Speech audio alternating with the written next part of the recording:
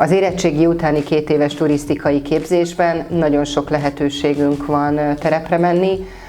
Pontosan, tehát direkt úgy állítjuk össze az órarendet, hogy legyenek olyan napok, amikorra meg tudjuk szervezni, hogy kimenjünk. Akár Budapesten, akár Budapest közelében egy-egy attrakcióba, és igyekszünk egy tanévben legalább 2-3 vidéki kirándulást is beszervezni. Idén nagyon nagy sikere volt a mohácsi busójárás kirándulásunknak, például Hollókön jártunk.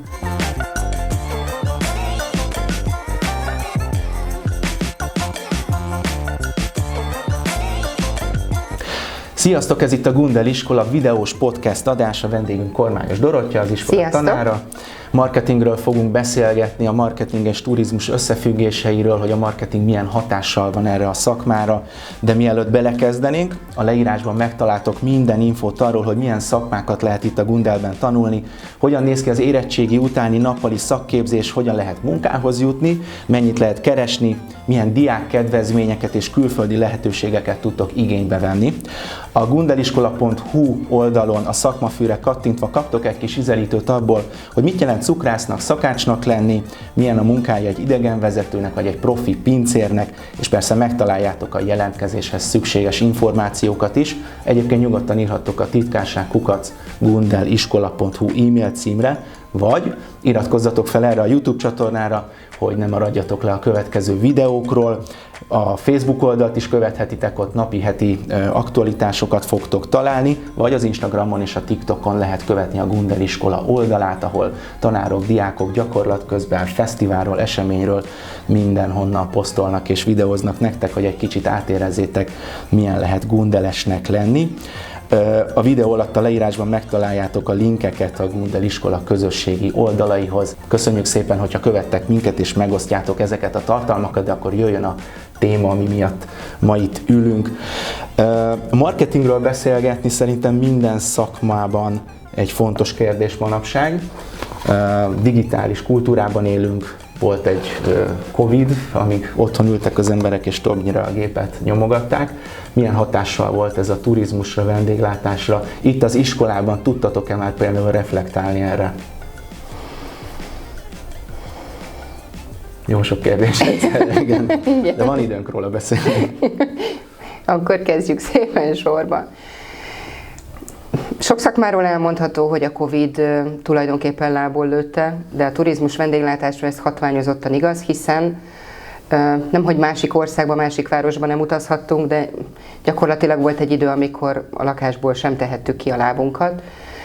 És tulajdonképpen erre a szabadidős tevékenységre, az utazásra, a vendéglátásra akkor költünk, hogyha igazán ez belefér az életünkbe. És a Covid az pontosan ezt mutatta meg, hogy hol kell egy picit meghúzni a nadrágszíjat. Mármint, hogy a családok is azt a nadrágszíjat húzták meg, ami nem a szállodára, meg az étteremben. Így van, tehát tulajdonképpen luxus kategória az utazás, meg a vendéglátás. Úgyhogy igyekszik a szakma azt elérni, hogy ez most visszaköszönjön a hétköznapokban. Szépen mutatják a számok, hogy azért az életkedv visszatért. Egyébként akár egy világgazdasági válság alatt is a turizmus az egyetlen olyan, ami fejlődést tud mutatni. Annak ellenére, hogy visszaesnek a számok, azért mindig van, aki tud utazni és tud elmenni, kipróbálni új ételeket, vagy a kedvenc éttermébe visszatérni. Meg ez volt az egyik legnagyobb vonzó ilyen vágynak a tárgya, nem? Gondolod, hogy már mióta be vagyunk zárva, Abszolút. De jó lenne elmenni végre, ha csak a szomszéd kerületbe is, a fürdőbe átmenni, étterembe menni, tehát szerintem ez az egyik legnagyobb motivációja volt az embereknek a Covid alatt. Abszolút, tehát amikor már lehetett menni, akkor valóban ez volt az első, azonnal tele lettek a strandok, hosszú sorok a Lángososnál, Igen. a kedvenc bistróba, kedvenc étterembe, kedvenc fagyizóba azonnal megteltek az asztalok. Tényleg így van, akkor egy kicsit úgy érezzük, hogy mégiscsak mi irányítjuk az életünket, és oda megyünk, azt fogyasztjuk, ami igazán örömet okoz. Arra a kérdésedre, hogy ezt hogyan tudtuk az iskolába behozni, igyekszünk olyan példákat, esettanulmányokat feldolgozni az elméleti órákon, ami segít az összefüggéseket meglátni. Én hiszem azt, hogy tulajdonképpen marketinget is, meg nagyon sok más szakmát nem lehet íróasztal mellől konkrétan megtanulni, de vannak olyan területei, amiket muszáj kielemezni, átbeszélni, átgondolni, hogy mit hogyan lehetett volna, mivel függ össze. Az érettségi utáni képzésben, a turisztika osztályban nemrégiben elemeztük végig az országimázs alakulását, hogy melyik területet hogyan emeli ki a kormányzati irányítás, min van a fő súlypont, és itt az egyik nagy kérdés, hogy melyik turisztikai régióban mik azok a fő utazási formák, fő tevékenységek, amiket a turisták keresnek. Ha azt mondom, hogy Tokaj, akkor mindenki azonnal a borkostolásra gondol, vagy azt mondom, hogy Villány. De ezért vannak olyan területek, ahol ez nem egyértelmű, hanem pontosan ezen a területen kell fejleszteni.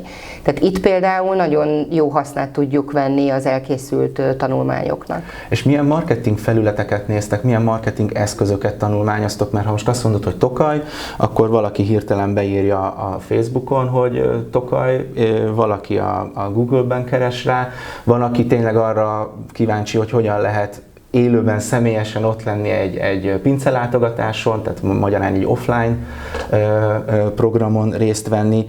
Ezt hogyan lehet a diákoknak megmutatni, miből indultok ki? Mind a két, tehát az offline és az online területeket is egyaránt használjuk. Én érdemesnek tartom ezeknek a desztinációknak, pincéknek, fesztiváloknak, rendezvényeknek a saját hivatalos honlapját vagy social média felületeit megmutatni, hiszen abból az derül ki, hogy ő mit szeretne magáról megmutatni. Ezen keresztül tudjuk megtanulni, hogy az egyes célcsoportok felé hogyan érdemes fogalmazni. Tehát teljesen másképp fogom eladni Balatont a németországi szenior korosztálynak, mint mondjuk a Budapest és környéki 20 éves fiataloknak. Mást fogok megmutatni, mást fogalmazok meg. Tehát ezt meg tudjuk mutatni a hivatalos felületeken, és törekszünk arra, hogy minél több helyszínre is el tudjuk vinni ezeket a diákokat. Épp nem csak azért, hogy a személyes élmény ezt aláhúzza, hanem hogy ott helyszínen találkozzanak vele, ott a helyszínen találkozzunk a területért, a rendezvényért, a pincéért, a fürdőért felelős vezetővel, aki turisztikai szempontból tudja nekünk bemutatni ezt a látnivalót. Van akkor arra valamennyire rálátásotok, hogyha mondjuk el tudom képzelni, hogy egy órán mondjuk megnézitek egy fesztiválnak a Facebook oldalát, vagy a honlapját, a felépítését, majd van olyan szerencsétek, hogy el is tudtok rá menni. Szerintem ez egy nagyon nagy kérdés itt a digitális korszakban, hogy valós képet mutatnak magukról a cégek, szolgáltatók, események. Mert én abban azért nagyon sokszor belefutok, és persze itt azért inkább kisebb eseményekről van szó, hogy állati jól néz ki az event, jó a flyer, minden menő a szöveg, de maga az esemény, amire elmész, azért az valljuk meg őszintén, az egy ilyen középkategóriás szolgáltatás.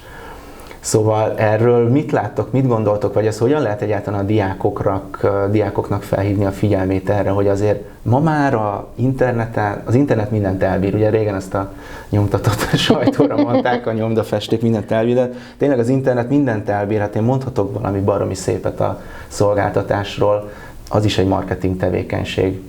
Abszolút. Az a legfőbb kérdés, vagy hát az a legfőbb szempont, hogy őszinte vagyok-e? Hiteles vagyok-e? Tehát az a szolgáltató, aki csili-vili, hiper-szuper marketing rizsaszöveget összehoz, nagyon hamar bukni fog vele. Hiszen az a fogyasztó, az a vendég, az az utas, hívjuk bárhogy, aki egyszer ebbe belefut, hogy nem azt kapta, mint amit kínáltak neki, nem, hogy ő nem fog oda többet menni, de minden erejével azon lesz, hogy ezt az összes ismerősével, barátjával közölje. Ez az internetnek egyébként egy nagyon működik nagy... ez a reakció rendszer, ez most ötödszörre mondtam, hogy abszolút, úgyhogy ezt majd megpróbálok erre figyelni. Igen, teljes mértékben működik. Ezt úgy is hívtuk egy időben a szakmai berkekben, hogy Web 2, amikor már nem arra használod az internetet, hogy statikus információt keressél, hanem mások kérhetlen véleménye alapján tájékozódsz. Hát tegye fel a kezét, aki nem ellenőrzi a vendégvéleményeket, mielőtt egy új étterembe vagy egy új szállodába indul el. Tegye fel az a szolgáltató a kezét, aki nem szokott ebbe egy picit belenyúlni. Valóban, ebben is igazad van. Azt felhoztad, ismeritek azt a sztorit? Nem tudom, találkoztatok-e, bocsánat, vele, és akár órán el is lehet mesélni, hogy létezett egy olyan TripAdvisor profil, ami a valóságban nem volt?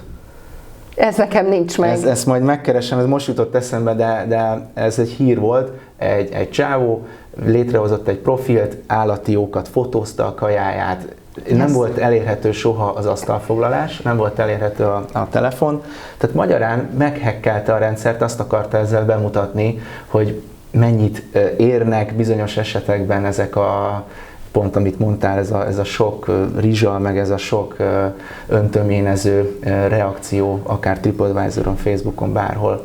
Úgyhogy azért ezzel érdemes csinyán bánni szerintem. Akkor ez megérne egy másik marketing szakkör alkalmat. Azért emögött kemény pszichológia is van, azt hiszem. Hát ez is mutatja egyébként, hogy igen, sajnos az emberi lény úgy van összerakva pszichológiailag, hogy könnyen megvezethető. És a marketingnek ebben rendkívül nagy felelőssége van, és ezért mondtam, hogy muszáj, hogy hiteles és őszinte információt közöljünk, mert a saját brandünket, a saját imázsunkat romboljuk azzal, hogyha nem vagyunk őszinték. Tehát én azt gondolom, hogy sokkal többet ér egy gyengeséget felfedni, elárulni, azt bemutatni, hogy igen, tudjuk, hogy nehezen elérhető az asztalfoglalási rendszerünk, de dolgozunk rajta. Tehát ettől sokkal szerethetőbb lesz valaki. Azok a példák, mondjuk azok a jó példák, amiket szívesen megmutattok az iskolában, vagy akár el is jutnak oda a diákok, azok a cégek milyen arányban használják a marketinget, és milyen arányban hagyatkoznak arra, hogy az ő szolgáltatásuk magukért beszél? Mi a jó arány egyébként? Hadd idézzek neked Wolf Gábor marketing szakértőtől, éppen tegnap futottam bele a posztjába, nem elég jónak lenni, jónak is kell látszani. Igen. Azt hiszem, hogy ez elmond mindent. Tehát kérdés a válaszodra, muszáj, tehát hogy... Nem elég, ha én tudom, hogy milyen finomat főztem ma. Igen, ezt muszáj megmutatnom, hiszen ettől lesznek új vendégeink, ettől lesz magasabb az ismertségünk, ez viheti hírünket, és ettől lehet esetleg más fórumokat is bekapcsolni. Ettől lesz kedve valakinek kipróbálni. Oké, egy picit mesélj arról, hogy hogyan néz ki a tanév, hogyan néz ki egy év a marketing órák tekintetében, mennyit ültök bent a teremben, mennyit vagytok terepen, nem tudom, így hívjátok? Terepen? Hívjuk így. Oké. Ez nagyon változó képzések szerint. Az érettségi utáni 2 éves turisztikai képzésben nagyon sok lehetőségünk van terepre menni. Pontosan, tehát direkt úgy állítjuk össze az órarendet, hogy legyenek olyan napok, amikorra meg tudjuk szervezni, hogy kimenjünk. Akár Budapesten, akár Budapest közelében egy-egy attrakcióba, és igyekszünk egy tanévben legalább 2-3 vidéki kirándulást is beszervezni. Idén nagyon nagy sikere volt a mohácsi busójárás kirándulásunknak, például Hollókön jártunk. Azért a hagyományőrzés megjelenik, úgy látom, a tematikában, tehát hogy... Muszáj. Tehát, hogyha Magyarországot akarom eladni, akkor a jól bevált pillérekre muszáj támaszkodnom. És akkor a másik láb, ugye, amit meg szeretnénk megmutatni, mindig az újdonságokat, illetve igyekszünk úgy összeállítani ezeket a kimenős programokat, hogy különböző célcsoportokat lefedjünk vele. Úgy értem, hogy amikor ezek a tanulók utána, ha a szakmát választják és elmennek utazási irodába dolgozni, vagy idegenvezetőként, animátorként, programszervezőként, akkor találkozni fognak azzal, hogy ahhoz, hogy összeállítsanak egy utazást, ahhoz az lesz az első kérdés, hogy kinek. Persze. Hiszen persze. Amit az előbb mondtam Balatonról, mit mutatok be. És éppen tehát így értettem, hogy minél több mindent szeretnénk nekik megmutatni. A gödöllői kastély nyilván az érettebb korosztálynak, illetve a kisgyerekes családoknak érdekes. Egy hollókői kirándulás inkább mainstream a külföldi turistáknak.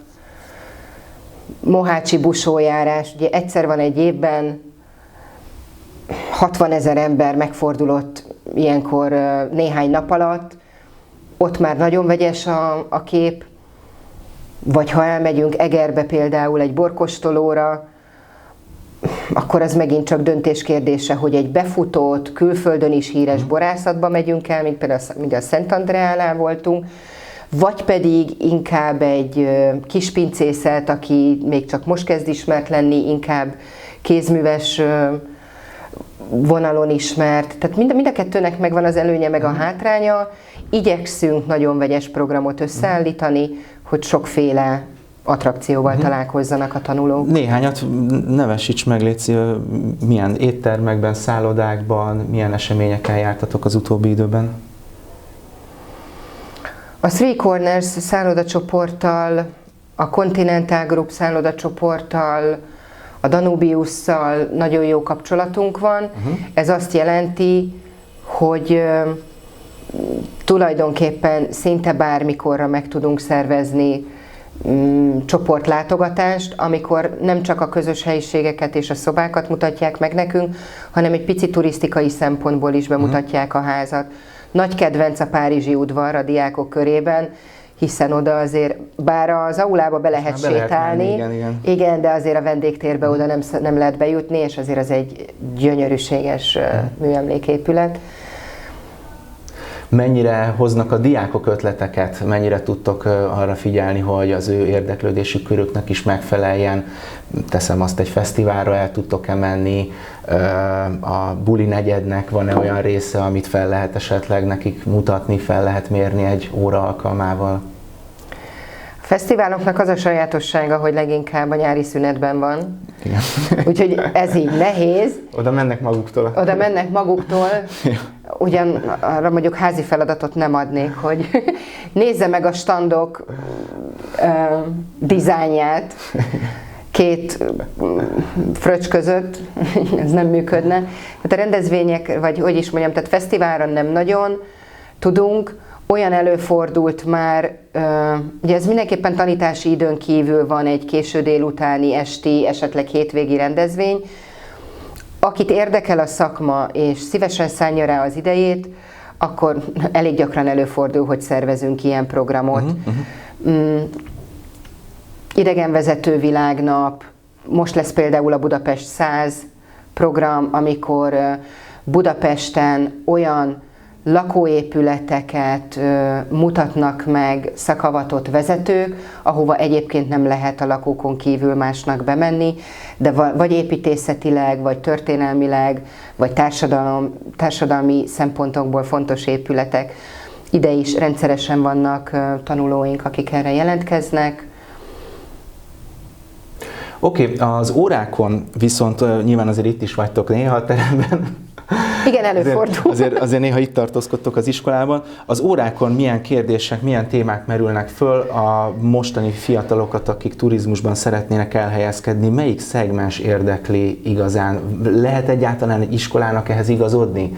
Hogy most nagyon beindult, nem tudom, a szabaduló szoba biznisz, és akkor mindenképpen fel kell ezt fedeznünk velük, vagy bármilyen más ilyen étterem, bisztró irányzat elindul Budapesten, és akkor most mindenképpen felé kell őket terelni.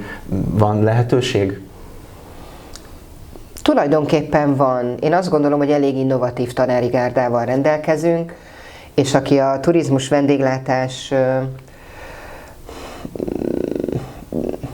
vendéglátásban szakoktató nálunk, nagyon széles ismerettségi körrel rendelkezik. Tényleg a kapcsolati tőkénk az egyik erősségünk, azt gondolom. Úgyhogy van lehetőségünk az újdonságokat, a slágereket megnézni. Ilyen például a Városligetben a Nagy Ballon, ugye, ami mindenki mosolyog, hogyha felfedezi az égen szálló piros-fehér mintás nagy ballont, vagy például egy rooftop bar, egy újonnan nyílt szállodánál, az mindenki, tehát ilyenkor mindig azt érzik a diákok, hogy na akkor ő most nagyon különleges helyet látott. Van, igen, és ennek azért nagyon sok haszna van. Azon kívül, hogy ők élménnyel gazdagodnak, megismernek, minél több szeletét megismerik a városnak, és el tudjuk azt érni, hogy minél inkább turista szemmel tudjanak gondolkodni, hiszen azért, hogy ők majd utána jó vendéglátók legyenek, ennek ez az alapja, hogy vevőközpontúan tudják gondolkodni. Olyankor felmerülnek olyan kérdések az ilyen gyakorlatokon, terepmunkákon, hogy ő már ilyen marketing szemlélettel kérdez meg esetleg az ottani cégektől, munkaadóktól valamit, amire mondjuk így rávilágít, hogy ő már fiatalabbként lehet, hogy a digitális kultúrába beleszületett diákként gondolkodik. Tehát észreveszitek azt a különbséget, hogy egy picit már más a gondolkodása a marketingről a mai, hát most nem tudom, 15-25 közöttieknek? Igen, tehát amit nekem még tanulnom kellett, az nekik zsigerből jön, és nagyon gyakran kapunk tőlük jó ötleteket, illetve amit említettél, hogyha kimegyünk terepre, akkor ott rögtön észreveszik, hogyha valamilyen digitális hiányosság van, akár információban, akár platformon. És ellenőrzik folyamatosan. Hányszor van, hogy órán beszélgetünk valamiről, felmerül, én adott esetben elgondolkodom, keresem a fejemben az erre való választ, hát sokkal hamarabb kikeresik, úgyhogy erre is törekszünk, hogy ne információkat adjunk át, hanem gondolkodni tanítsuk meg őket, szemléletmód legyen. És ezért nagyon jó, hogy sokat vagyunk kint, kirándulunk. Én törekszem arra, hogy ha elmegyünk, akkor helyi idegenvezető vigyen minket körbe. Azért, mert ezzel tapasztalatot szereznek arról, hogy milyen az az idegenvezető, milyen az a csoportvezető, aki napi szinten azt az attrakciót, azt a várost mutatja be, milyen érdekességekre tud rámutatni, és akár itt módszertanilag is tudják figyelni. Persze a hibákat emelik ki utána azonnal órán, amikor feldolgozzuk az egészet, de ez is jó tanulás, hiszen sokkal jobban lesz rá talán szeme-füle, hogy ő majd ne kövesse el. Mondok egy alapvető példát, kimegyünk a Hősök terére, akkor úgy is el kell tudnom mondanom a szobrokat, hogy én tudom, hogy van sorrendben, ha hátrafordulok, akkor nem fogja hallani a csoport.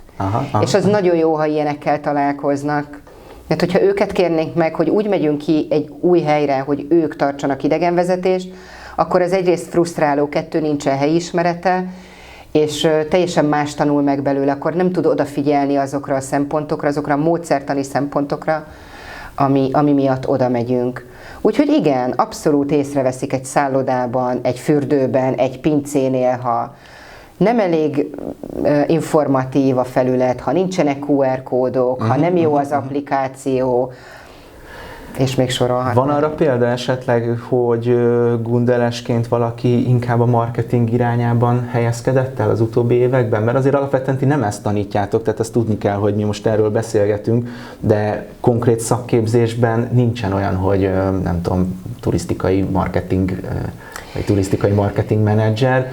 Nálatok ez valahogy az idegenvezetőbe, turisztikai szervező szakmába illeszkedik talán? A szakmai vizsgának van egy kis része, ami turizmus marketinget fed le, tehát éppen ezért tanuljuk, ezért dolgozunk ebben a témában is. És van, aki annyira kedvet kapott hozzá? Igen, van. Ilyenkor azért mindig mosolyog a lelkem, amikor egy-egy évfolyamról kikerülnek diákok, akik ezt a vonalat viszik tovább.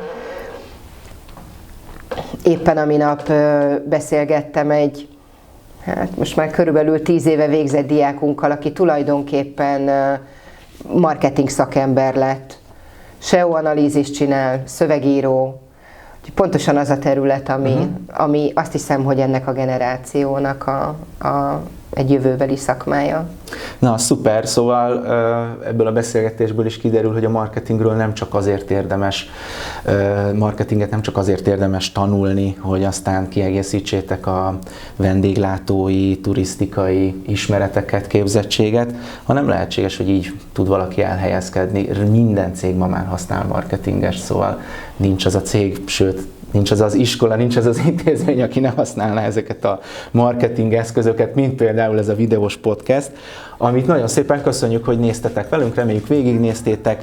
Ha úgy gondoljátok, osszátok meg, például olyanoknak, akik lehet, hogy gundelesek szeretnének lenni a jövőben, vagy egyszerűen csak ha tehetitek, akkor iratkozzatok fel, légy szíves a csatornára, a Gundel Iskola YouTube csatornájára, és hogyha úgy döntöttél esetleg, hogy te gundeles leszel, akkor minden infót megtalálsz a leírásban itt a videó alatt, vagy a gundeliskola.hu szakmafűre kattintva találsz egy kis cikket, minden információ benne van. Köszönjük szépen, sziasztok, jövünk a legközelebbi videókkal!